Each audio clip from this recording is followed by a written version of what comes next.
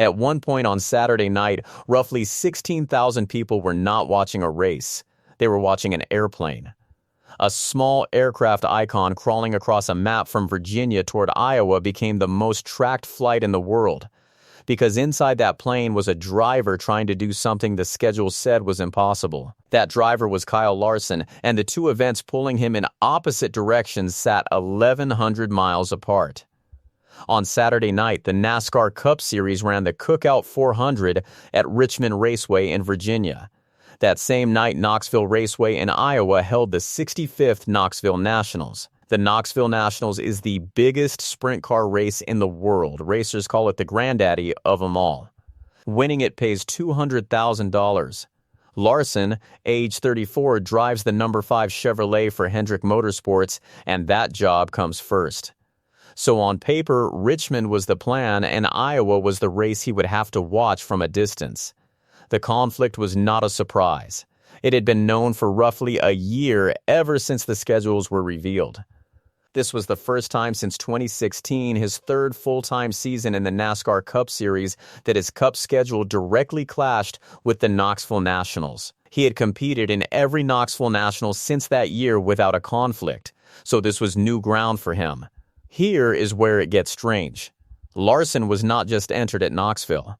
He was on the pole. On Thursday night, he won his qualifying feature in the Silva Motorsports number 57, charging past Garrett Williamson late in the race. That win made him the top point driver for the week, and it put him on the pole for Saturday night's finale. The best starting spot in the biggest race of the year, and the man who earned it was scheduled to be 1,100 miles away. So why enter at all?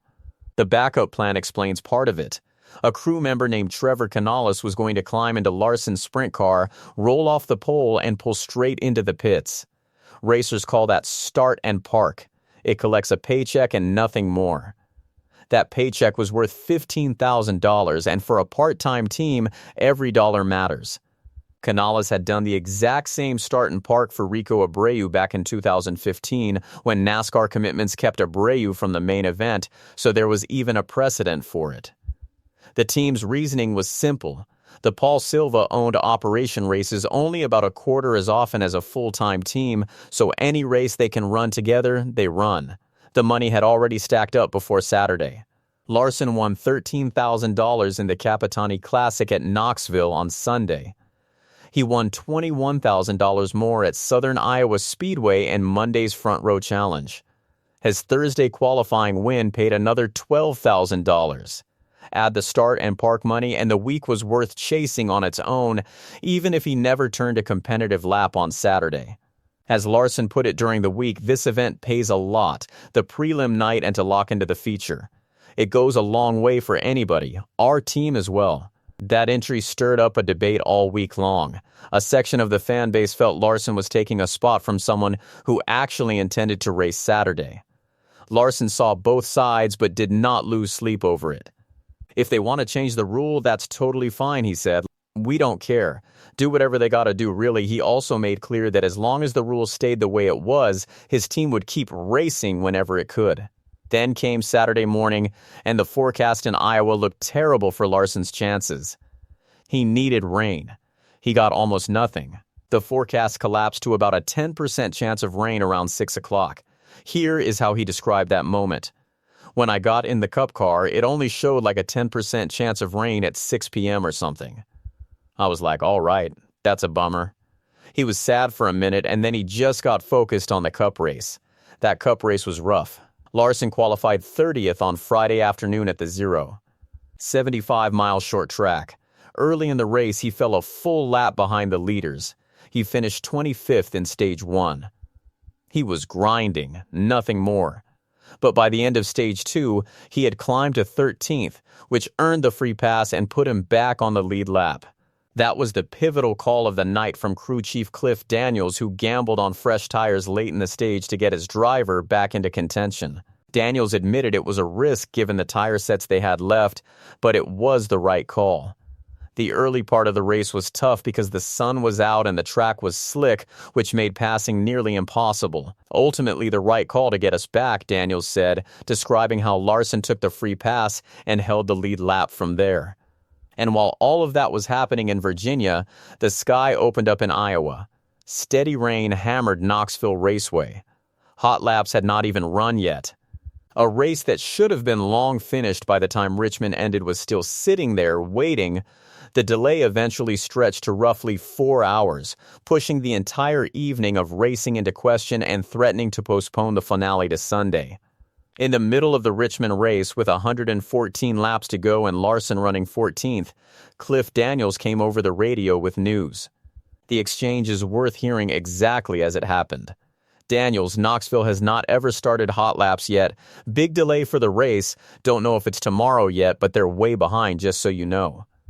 A surprised Larson replied, Knoxville.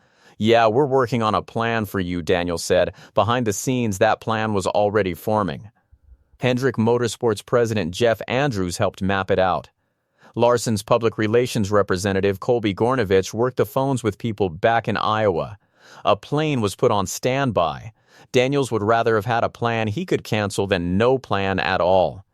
As he explained it after the race, I said, hey, look, why don't we just have a plane ready? Have stuff ready to go. And if it works out, then great. Like, I'd much rather have a plan in place that we can say no to, or if they get the feature in, so be it, than to have nothing prepared. And here is the part that says everything about the situation. Larson kept refusing. He did not want to look distracted, and he did not want to ask for a favor. Daniels described the persistence it took to push through that. He kept telling me no, he kept telling Jeff Andrews no, but we were persistent because we knew that if we get him there, he can probably do something special. Larson himself explained why he stayed quiet on the radio.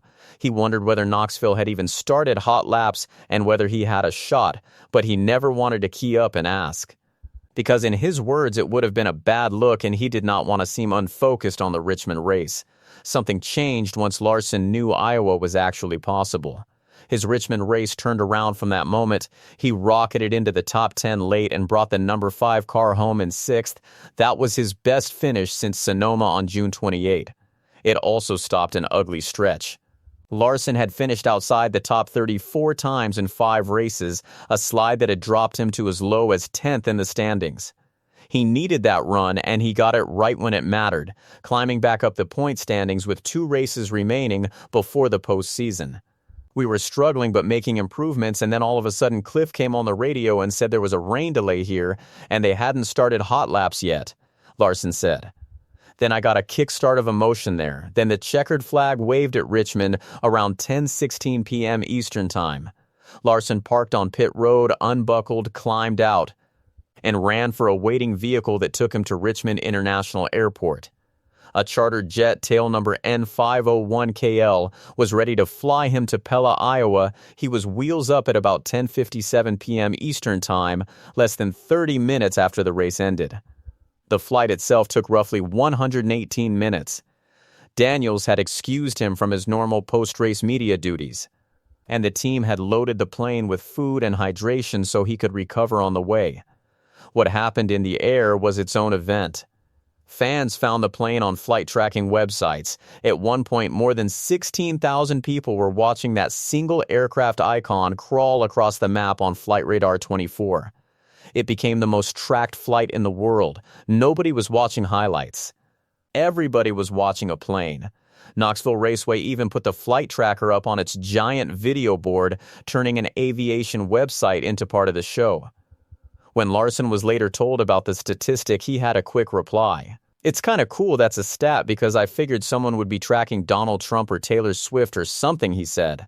He landed in Iowa around 12:55 a.m. and a police escort was waiting to run him to the track.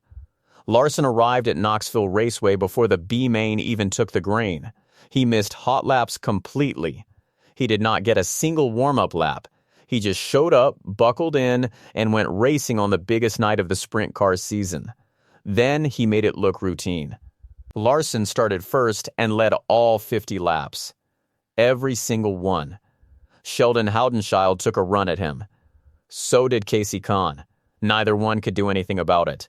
His largest lead of the race stretched to nearly 4.8 seconds over Kahn on lap 24.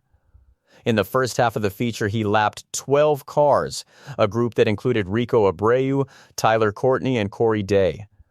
Kane, at age 46, drove to third, the best Knoxville Nationals result of his career. Larson took the checkered flag early Sunday morning and won his fourth Knoxville Nationals. Even the driver who finished second sounded happy about it. Haudenschild described chasing a car that only pulled away. Kyle just kept getting farther and farther away, he said. Then he added a line that shows how much respect Larson carries in that garage. I'm glad Kyle got to make it back, honestly. If I want to win this race, I want to beat Kyle and the best there is. Connie, competing in his own number 4 car, gave chase for as long as he could. I got right to second there, and I was trying to do all I could to keep up with Kyle. He slowly pulled away, he said. He still felt he was in a strong position and was happy with his car all night. James McFadden and Logan Schuchart completed the top 5. In victory lane, Larson was still processing what he had just done. It's extremely surreal, he said. He talked about the range of emotions and about how going back the last couple of days he had no emotion at all because he knew he would not be able to race, holding only a glimmer of hope in the forecast. Then he put it plainly. It's just wild how I'm here tonight. He made sure to credit the team that made it possible. I wouldn't have any Knoxville Nationals championships without Hendrick Motorsports, he said. He also spoke about what that support means to him. It just means a lot that they love dirt racing as much as I do and they support it.